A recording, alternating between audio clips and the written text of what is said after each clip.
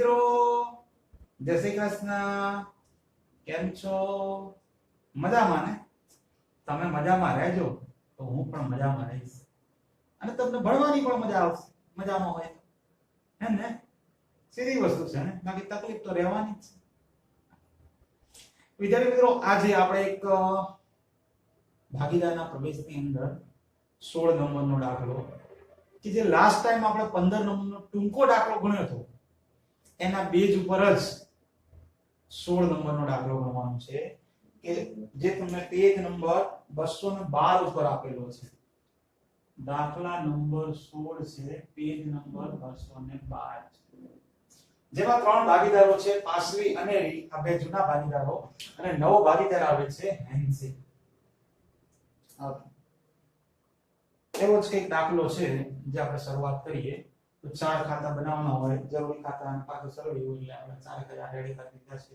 Format લખતા નથી કારણ કે મગજમાં ફિટ થઈ જ ગયું છે. યારે ડાયરેક્ટ દાખલો આપણે ગણવાનો. તો ચલો શરૂઆત કરી દઈએ 4 બાકીઓથી. તો મૂડી ખાતાની બાકી પાસવી 91000 અને અનેરી 84000. તો આ બાકી જમા હોય તો આ બાકી આગળ લાવ્યા.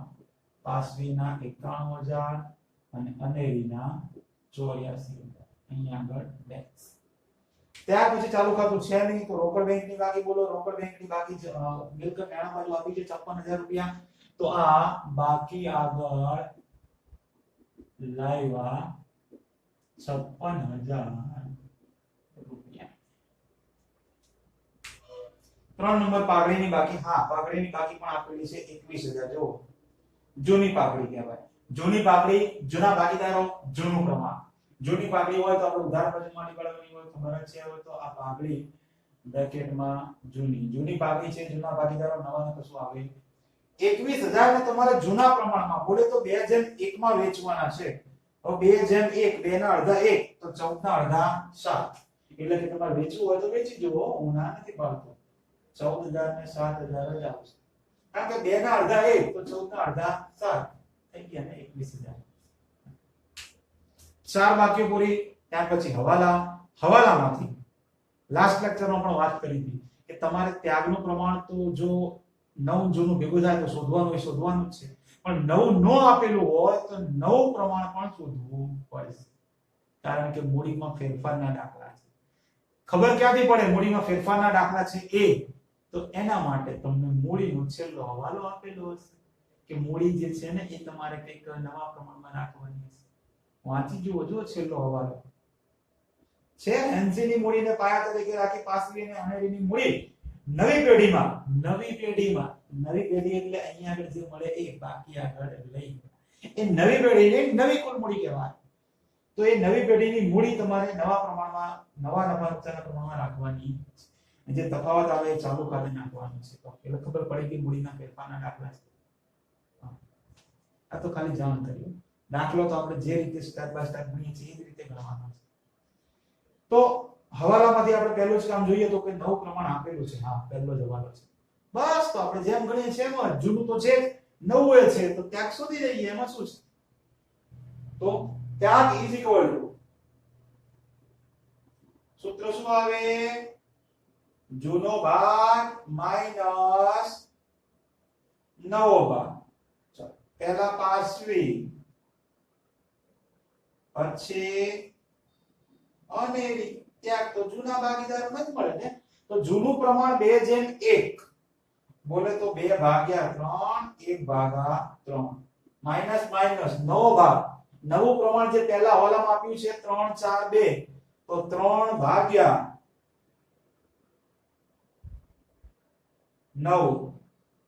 3, 4, 2 એટલે 9 થાય ને. અને અનેરી માટે 4 છે તો આ 4/9. બસ, તો ગણતરી આવડે છે, કરવા લાગો.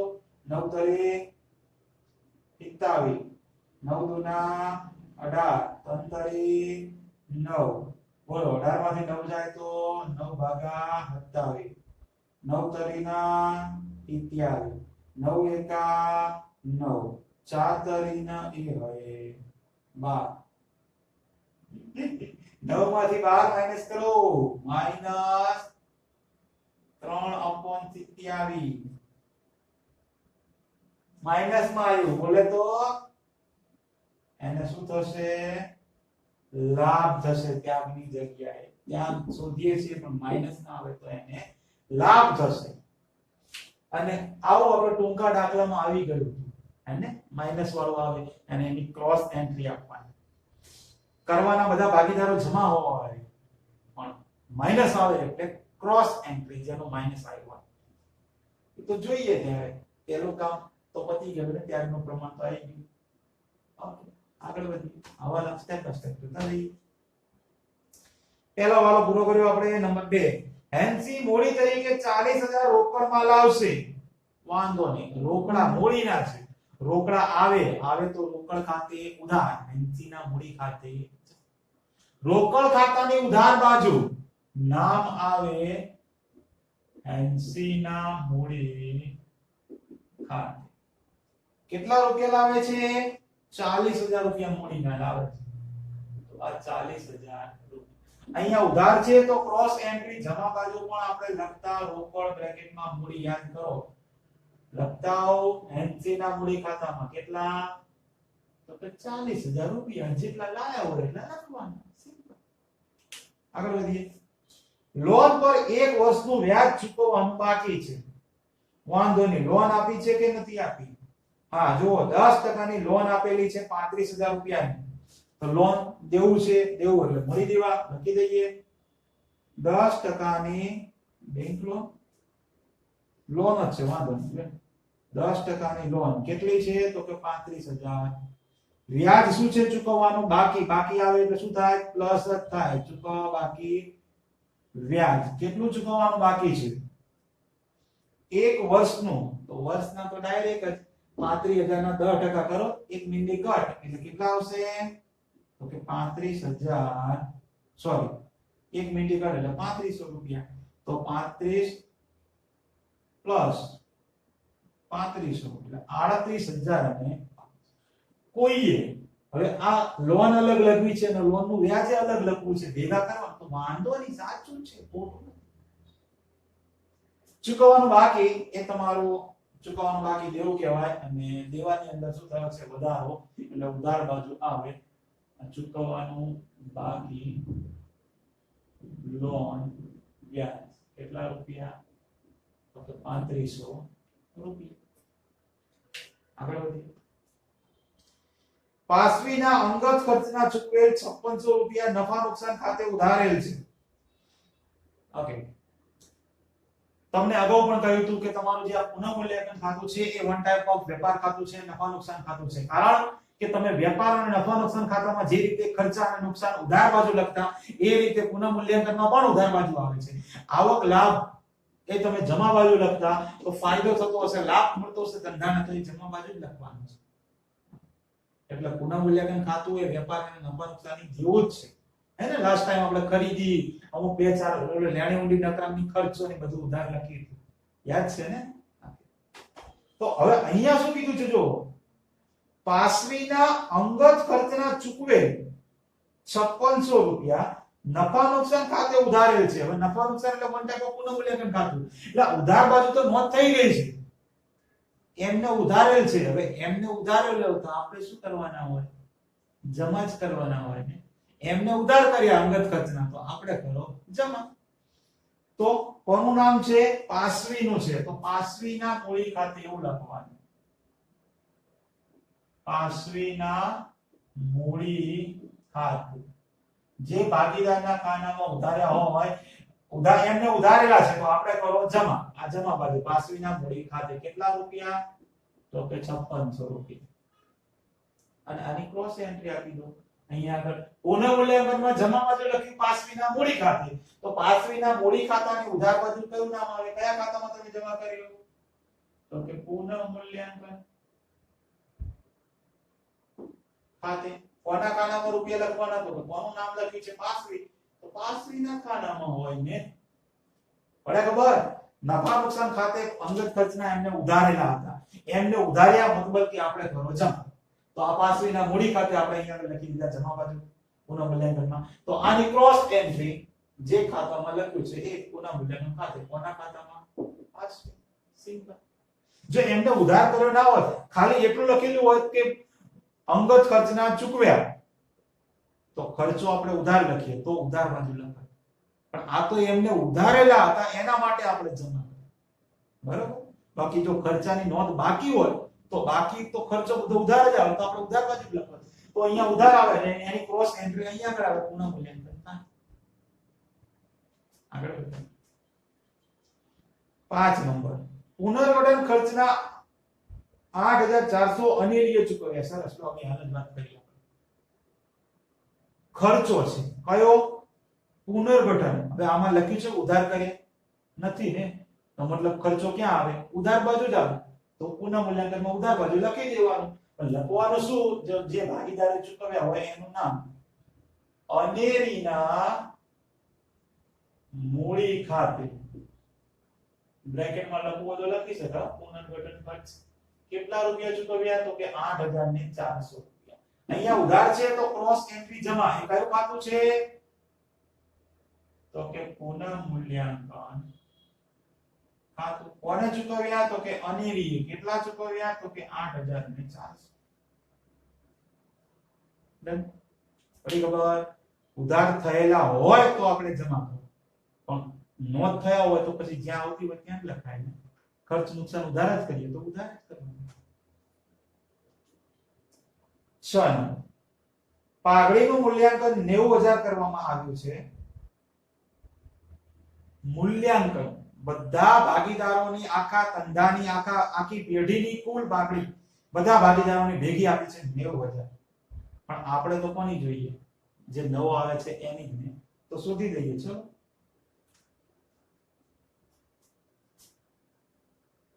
નવો છે હેન્સી તો અહીંયા લખીએ છીએ કે હેન્સીની પાઘડી બોલો ટોટલ કેટલું નક્કી થયું છે મૂલ્યાંકન 90000 આને ગુણ્યા નવા પ્રમાણમાં હેન્સી નો ભાગ કેટલો છે તો કે 2 ભાગ્યા 4 3 2 એટલે 9 હા 90000 ગુણ્યા 2 ભાગ્યા 9 બોલો તો 20000 રૂપિયા હેન્સી લાવવાના છે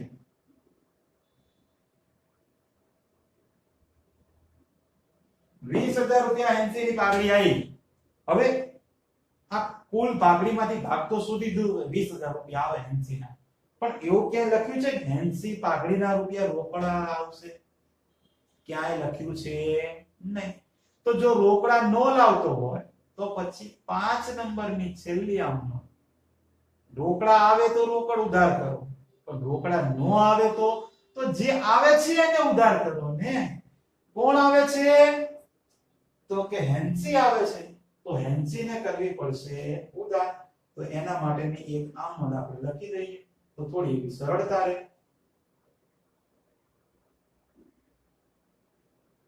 હેન્સી ના મૂડી ખાતે ઉધાર કેટલા રૂપિયા ઉધાર કરો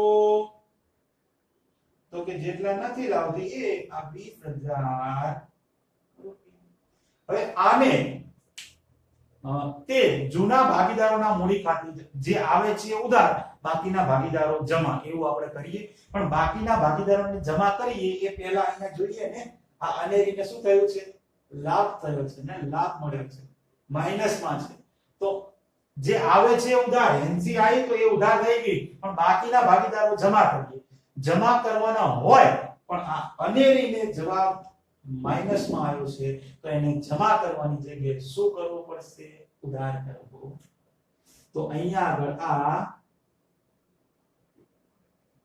અનેરીના મૂડી ખાતે પણ શું થશે ઉધાર થશે પણ અનેરીમાં કેટલા રૂપિયા તો એ રૂપિયા માટે આ જે માઈનસમાં આવ્યું છે એના આધારે કુલ પાઘડી કેટલી છે 90000 આ 90000 ગુણ્યા કેટલું માઈનસમાં આવ્યું 3 ભાગ્યા 27 તો 3 ભાગ્યા 27 તો કેલ્ક્યુલેટર છે જ આપણી પાસે શોધી દો 90000 ગુણ્યા 3 ભાગ્યા 27 10000 રૂપિયા આવે છે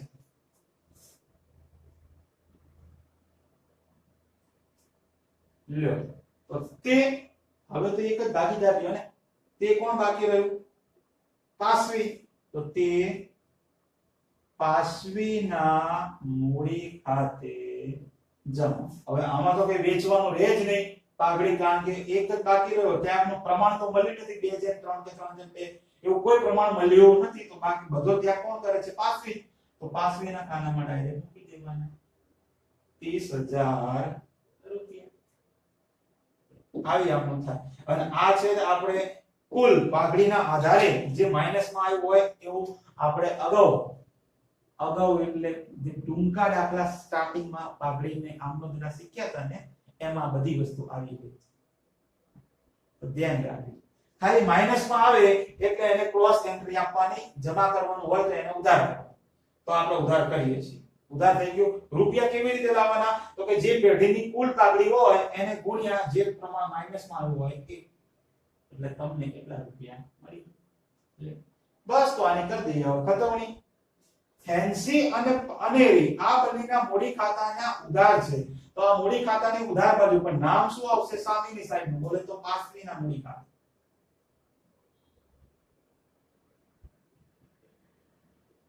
પાસવીના મૂડી ખાતે પણ રૂપિયા જેનું નામ હોય એના ખાતામાં ક્યારે આવે નહીં. હેન્સી ના ખાનામાં, હેન્સી જો આડાવડી ના થાઓ, ધ્યાન રાખજો. હેન્સી ના ખાનામાં છેલ્લી છે હેન્સી, તો આ 20,000 રૂપિયા. અને અનેરી ના ખાનામાં 10,000, તો આ અનેરી 10,000 રૂપિયા. પછી પાસવીના ખાનાની જમા બાજુ, પાસવીના ખાતામાં જમા બાજુ પણ નામ કયા આવશે? સામેના સાઈડના. તો કે હેન્સી ના મૂડી ખાતે અને અનેરીના મૂડી ખાતે. બોલો રૂપિયા જેનું નામ હોય એના ખાતામાં ક્યારે આવે નહીં. તો પાસવીમાં એનસી તરફ ટોટલ 30,000 થવા જોઈએ. એનસી તરફથી 20,000, અનેરી તરફથી 10,000. તો ટોટલ કરો ને 30 થઈ ગયા. 20 ને 10 30,000. લો એમાં કઈ વધારાની વાત છે? આગળ વધી છેલ્લો હવાલો. હેન્સીની મૂડીને પાયાની રાખી અનેરીની મૂડી નવી પેઢીમાં નવા નફા નુકસાનના પ્રમાણમાં રાખવાની છે. અને જરૂરી હવાલો પણ આપણે જે છે એ નોંધવાના. પણ આવો હવાલો છે ને એ સૌથી છેલ્લે ગણવાનો. સૌથી છેલ્લે એટલે જ્યારે ખાતું બંધ કરવાનું આવે ને એ સિવાય બાકી બધી એન્ટ્રી જે બાકી છે આપણે પૂરી કરી દઈએ. તો મિલકત આના બાજુ બોલો કે બાકી હોય તો પાઘડી તો આવી. ઓહો બધું બાકી છે. આખો પ્લોટ કોરો જ પડ્યો છે. મકાન 1,40,000. તો આ મકાન 1,40,000 રૂપિયા. પછી ફર્નિચર 28,000 રૂપિયા. તો આ ફર્નિચર 28,000 રૂપિયા. પછી સ્ટોક 18,200. સ્ટોક 18,200. દેવાના દારો 16,800. દેવાદારો 16,800. રોકડ એ તો આવી ગઈ છે રોકડ ખાતામાં. સરસ લે. ત્યાર પછી આવી જાય મૂડી દેવા બાજુ. મૂડી એનામાં ભાગીદારો વચ્ચે વેચાણ. ખબર છે ને? 4 વાક્યનો વેચાણ. કારીગર નફાવક ભંડોળ, કામદાર બચત ખાતા, પ્રોવિડન્ટ ફંડ અને ગાળો ખાતા. અહીંયા તો મૂડી અનામત છે. કઈ બાજુ વેચીશું આને? મૂડી દેવા છે ને. મૂડી દેવા મતલબ કે જમા બાજુ. તો જમા બાજુ એ આ મૂડી અનામત વેચવાની કોની વચ્ચે? તો કે જૂના ભાગીદારો અને જૂનું પ્રમાણ. બોલે તો મૂડી અનામત છે 14,700 રૂપિયા અને ગુણ્યા જૂનું પ્રમાણ 2/3 એટલે કે 9,800 રૂપિયા. 14,700 ગુણ્યા અનેરીના 1/3 બોલે તો 4,900. મૂડી અનામતને વેચી દીધો. આગળ વધીએ. કામદાર બચત ખાતા નો વેચાય દેવું કહેવાય 7000 રૂપિયા દેવું હોય તો મૂડી બે બાજુ મૂકી દેવાનું એ આ કામદાર બચત ખાતા કેટલા રૂપિયા 7000 રૂપિયા કારીગર નફા ભંડોળ 8400 એ પણ નો વેચાય એ પણ દેવું છે તો આ કારીગર નફા ભાગ ભંડોળ કેટલું 8400 રૂપિયા 10% ની લોન તો આવી ગઈ છે લેણદારો બાકી છે 39900 રૂપિયા લેણદારો 39900 રૂપિયા ડન ડન થઈ ગયું હોય તો પછી પુનઃમૂલ્યાંકન ખાતું બંધ કરી નફો નુકસાન લાવી દો પુનઃમૂલ્યાંકન ખાતું ઉધાર બાજુનું ટોટલ વધારે આવે છે 3500 વત્તા 8400 બોલે તો 11900 એ જ 11900 અહીંયા બધી વસ્તુ માઈનસ કરો એટલે એક જ વસ્તુ છે ને 5600 રૂપિયા બોલે તો આ 6300 રૂપિયાની સુવાઈ જમા બાજુ એટલે ખોટ આવી કહેવાય સરસ તો એ આ પુનઃમૂલ્યાંકન ખાતાની ખોટ કયા ભાગીદારો જૂના ભાગીદારો જૂનું પ્રમાણ પાસવી અને અનેરી તો 6300 ગુણ્યા 2 ભાગ્યા 3 બોલે તો 4500 અને 2 જેમ 1 છે તો બીજું 2100 જ હોવાનું ને અહીંયા આપણે જમા છે તો ક્રોસ એન્ટ્રી ઉધાર આ પુનઃમૂલ્યાંકન ખાતાની ખોટ પાસવીના ખાનામાં 4200 અનેરીના ખાનામાં 2100 અહીંયા આગળ ટેક્સ થઈ ગયું આટલું પૂરું થાય ને પછી હંમેશા મૂડીવાળો હવાલો જે છેલ્લો હોય એ આપણે સોલ્વ કરવો પડી ખબર જ્યારે મૂડી ખાતું બંધ કરવાનું આવે પુનઃમૂલ્યાંકન ખાતું બંધ થઈ જાય પછી આપણે મૂડી ખાતું બંધ કરીએ છીએ તો પછી એ બંધ કરતા પહેલા આ છેલ્લો હવાલો સોલ્વ કરવાનો એ સિવાય વચ્ચે ક્યારે કરવાનો નહીં નકર ખોટું પડશે તો ફરી એક વખત વાંચી લઈએ છેલ્લો હવાલો હેન્સીની મૂડીને પાયા તરીકે રાખી પાયો એટલે આધાર જેને કહેવાય હેન્સીની મૂડીના આધારે પાસવી અને અનેરીની મૂડી નવી પેઢીમાં નવા નફા નુકસાનના પ્રમાણમાં રાખવાની હેન્સીની મૂડીને આધાર રાખવાનો છે અને એના આધારે તમારે પાસવી અને અનેરીની નવી પેઢીમાં નવી મૂડી જે છે ને એ નવા નફા નુકસાનના પ્રમાણમાં રાખવાની તો નવી પેઢીની નવી મૂડી એટલે શું કહેવાય એ તો ખબર જ છે તો એ લખી દઈએ આપણે પહેલા એને શું કહેવાય આ બાકી આગળ લઈ ગયા આ તમને નવી મૂડી આ કહેવાય હવે આમાં કોના આધારે પાસવી અને અનેરીની મૂડી શોધવાની કીધી છે તો કે હેન્સીની મૂડીને પાયા તરીકે રાખી એટલે હેન્સીની મૂડીને આધારે આપણે બાકીના ભાગીદારોની મૂડી શોધવાની અને જે તફાવત આવે એ તમારે ચાલુ ખાતે લખવાનું છે એ તો આપણે જોઈએ જેમ આપણે લાસ્ટ લેક્ચરમાં રોકડ ખાતે લખ્યું હતું ને એ રીતે અહીંયા ચાલુ ખાતે બીજું કશું તો હવે મારી પાસે ગણતરી કરવા માટે જગ્યા નથી તો મતલબ કે આ તમે જોઈ લીધું ને આ તો તમે પાછું વિડિયો આમ કરીને જઈ શકો છો ને રિવર્સ કરી તો હું આને અહીંયાથી રિમૂવ કરી દઉં છું ત્યાં સુધી તમે વિચારો ને કે આધાર તરીકે રાખી નવું પ્રમાણ જે છે એમાં નવા ભાગીદારની મૂડી એટલે સોરી નવા ભાગીદારને તો આધાર રાખવાનો છે પણ જૂના ભાગીદારો જે છે પાસવી અને અનેરી એમની આ બાકી કેટલી આવશે નવા પ્રમાણના આધારે તમારે કરવાનું છે પણ અહીંયા આગળ ફરક એટલો છે કે લાસ્ટ લેક્ચરમાં તમને કુલ મૂડી આપી હતી હે ને આ ત્રણેયની ભેગી કુલ મૂડી આપી હતી અહીંયા આગળ આપી છે નહીં તો આધાર વાંધો નહીં ધ્યાન રાખો જો તમે બે રીતે સોલ્વ કરી શકો છો સૌથી પહેલા ત્રણે ત્રણ ભાગીદારોના નામ લખી દેવાના પાસવી અનેરી હેન્સી. ત્યાર પછી તમને નવું પ્રમાણ જે આપ્યું છે ને એ નવું પ્રમાણ કયું આપેલું છે? 3:4:2 એ તમને નવું પ્રમાણ આપેલું છે. 3:4:2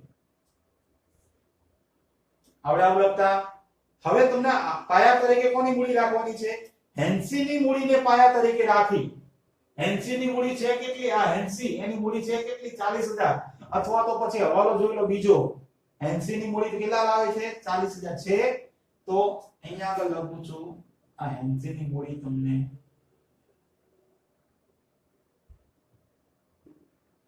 40000 આપેલી જ છે. બરાબર? તો આ બે ભાગીદારોની આ બાકી આગળ લઈ ગયા કેટલી થાય? નવી મૂડી કેટલી એ તમારે શોધવાનું છે. સિમ્પલ તમારે જગ્યાથી મૂકવાની છે, બીજું કશું છે નહીં. જો જેમ કે હેન્સી ની મૂડીના આધારો આ બે ભાગે આના કેટલા છે? 40000 રૂપિયા છે. મતલબ મારા પાસેની મૂડી શોધવી છે તો હું શું કરું? જો અહીંયા આગળ એ આ નાના અક્ષરે પદ મૂકી દો. હેન્સી ની મૂડીના આધાર એટલે હું શું લખીશ? આ બે ભાગે હેન્સી ના કેટલા છે? 40000. આપણે કોની શોધવી છે? પાસવીની. તો પાસવીનો કેટલો ભાગ છે? 3. તો 3 ભાગે કેટલી? બરાબર. 40000 ગુણ્યા 3 અને ભાગ્યા 2. તો બોલો 4 તરીના 12 ભાગ્યા 2 એટલે 60000 રૂપિયાની મૂડી. ઓકે, વાંધો નહીં. લો એવું હોય તો લખી દો લ્યો ને, પણ 40000 ગુણ્યા 3 ભાગ્યા 2 આવડે. 4 તરી 12 એટલે 1,20,000 ભાગ્યા 2 બોલે તો આ 60000 રૂપિયા. અનેરીના શોધવા છે. પાયા તો કોણ રાખવાની છે? પાયામાં હેન્સી ની મૂડીને જ પાયાની આધાર તરીકે રાખવાની છે. તો બે ભાગે કેટલા છે હેન્સીના? 40000. આપણે કોની શોધવાની છે? અનેરી. અનેરીનો ભાગ કેટલો? 4. તો 4 ભાગે કેટલા? 40000 ગુણ્યા 4 અને ભાગ્યા કેટલા? 2 ઇઝ ઇક્વલ ટુ બોલો ચોકો ચોકો 16 એટલે 1,60,000 ભાગ્યા 2 એટલે કે 80,000 મળી ગઈ. પાસવીની નવી મૂડી કેટલી આવી? 60,000. અનેરીની મૂડી નવી મૂડી કેટલી આવી? 80,000. અને હેન્સીની તો તમને આપેલી જ હતી 40,000. આવી રીતે શોધવાની. બોલો આવડે કે ન આવડે? છે સિમ્પલ. ખાલી પદ મૂકવાનું બસ. આટલા ભાગે આટલી તો આટલા એ કેટલી? જેને આધાર રાખવાની હોય એ તમારે આધાર તરીકે લેવાનો. હેન્સી ને આધાર રાખવાનો છે તો હેન્સી ની 2 ભાગે 40,000 છે તો દરેકમાં 2 ભાગે 40,000 તો પોતાના ભાગે કેટલી? 2 ભાગે 40,000 તો પોતાના 4 છે તો 4 ભાગે કેટલી? આ રીતે. અને એક બીજી રીત, જો તમારે પેઢીની કુલ મૂડી શોધવી નાખવી હોય અને એમ તમારે દાખલો ગણવો હોય તોય વાંધો નથી. પણ વાંધો નહીં, આ સહેલી રીત છે ને, તો આ યાદ રાખો ને. બસ તો મૂકી દો. ચલો આ નવી પેઢીની નવી મૂડી એટલે કે બાકી આગળ લઈ ગયા તમને આઈ શોધી દીધી તમે. આ તો પાસવીની કેટલી? આ 60,000. અનેરીની 80,000 અને હેન્સીની આ 40,000. ફિનિશ. હવે ટોટલ કરવાનું. જે ટોટલ વધારે હોય બંને બાજુ મૂકી તફાવત લાવવાનો અને જે તફાવત આવે એ તમારે કયા ખાતે? ચાલુ ખાતે લખવાનું. વાંધો નહીં. લ્યો તો કરીએ ને ટોટલ. સૌથી પહેલા હેન્સી નો 40,000 અહીંયા છે, અહીંયા 20 ને 40 60,000 છે, આ વધારે છે તો 60,000 અહીંયા, એ 60,000 અહીંયા. 60,000 માંથી 40 માઈનસ કરો તો 20,000 રૂપિયાનો શું આવ્યો? તફાવત આવ્યો. જે તફાવત આવે ક્યાં લખવાનું છે? ચાલુ. એ જ રીતે અનેરીનું કરો. હવે અનેરી માટે ચેક કરી લેવાનું ખાલી કે કઈ બાજુનું વધારે હોઈ શકે છે. અહીંયા 80 છે, અહીંયા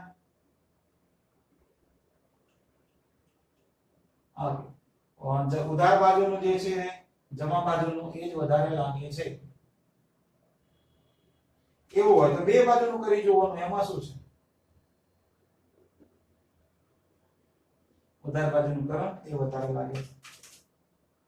7000 વત્તા 10000 વત્તા 2100 વત્તા 80000 99,100 રૂપિયા આવે છે. તો એ વધારે છે તો માફ કરો. અહીંયા આગળ આ 99,100 આ 99,100 રૂપિયામાંથી બધું માઈનસ કરી દો તો 84,000 ઓછા 8,400 ઓછા 4933 તો 1800 રૂપિયાનો અહીંયા પણ તફાવત આવ્યો. તો ચાલુ ખાતે લખેલું છે. ચાલો પછી પાસવીનું જમા બાજુનું વધારે થશે કારણ કે ઉધાર બાજુ કશું છે જ નહીં. જો બહુ તો આ 91,000 વત્તા 20 ને 10 30,000 વત્તા આ 9,800 1,30,800 1,30,800 એમાંથી આ બધું માઈનસ કરો. સૌથી પહેલા આ 60,000 ત્યાર પછી આ 4200 પછી આ 5600 ઉપર 14,000 તો કેટલા આયા 47,000 રૂપિયા નો તફાવત આવે. કયા ખાતે લખીશું? ચાલુ ખાતે. આવડે? બસ તો મૂકવા માંડો ત્યારે. સૌથી પહેલા તો જે બાકી આવી છે એને મૂડી કહીએ છીએ. તો મૂડી તો ખબર જ છે, મૂડી કેવા બાજુ આવે. આ મૂડી પાસવી, અનેરી અને હેન્સી. બોલો પાસવી ની કેટલી આવી છે આ બાકી? તો કે 60,000 80,000 અને 40,000. ત્રણેયનો સરવાળો કરો તો 1,80,000 રૂપિયા. ડન. એ જ રીતે હવે આ ચાલુ ખાતું, જે ચાલુ ખાતાનો તફાવત આવ્યો એને પણ તાકાતમાં લખવો પડે. તો લખવાનો કઈ બાજુ? તો તમે જાણો છો એ જ બાજુ. ઉધાર બાજુ તફાવત આવે તો એને કઈ બાકી આવી કહેવાય? જમા બાકી કહેવાય. જમા બાકી પાકસરમાં ક્યાં લખાય? મૂડી દેવા. જેમ આ બાકી મૂડી દેવા બાજુ લખી એમ આ પણ તફાવત છે તો એ પણ મૂડી દેવા બાજુ જ આવે. તો અહીંયા આગળ લખવાનું ચાલુ ખાતે. ડેશ કરી કોનું નામ છે? તો કે પાસવી. કેટલા રૂપિયા છે? તો કે 47,000. હવે આ બાકી અહીંયા લખી તો પછી આ બાજુની બાકી પેલી બાજુ જ આવે ને. આને ઉધાર બાકી કહેવાય. આ ચાલુ ખાતે. બોલો કોનું નામ? અનેરી. કેટલા રૂપિયા? 1800. અને બીજું નામ કોનું? તો કે હેન્સી. કોઈ સરવાળો કોઈ પછી બાર લખે તો પણ સાચું છે, ખોટું નથી. 20,000. ઓકે છે સિમ્પલ. એ બધાનું કર્યું. જે ઉધાર બાકી આનો જમા બાજુ તફાવત આવ્યો તો એને ઉધાર બાકી કહેવાય. તો ઉધાર એટલે બેન તો લેણા બાજુ મૂકો. આ જમા બાકી કહેવાય તો મૂડી દેવા બાજુ મૂકો. ફિનિશ. તો ઉપરનું ખાતું હવે રોકડ બેંક બંધ કરી દો પછી ટોટલ કરીએ. તો ટોટલ કરો તો કેટલું આવશે? 96,000 આવશે. આવશે કે નહીં આવે? ઓકે હવે તો વેલેન્ટ કરો.